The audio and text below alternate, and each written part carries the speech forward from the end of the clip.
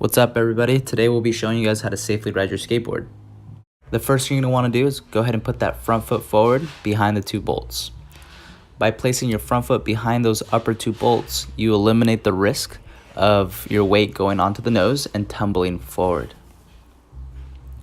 After that first push and you're ready to ride, place that back foot onto the skateboard in a perpendicular position. Once you're finally on your skateboard, be sure to put those feet a bit further apart to increase your stability. As you're cruising around, be sure to have a slight bend in the knees, as this will help you absorb any imperfections in the ground that you're riding on.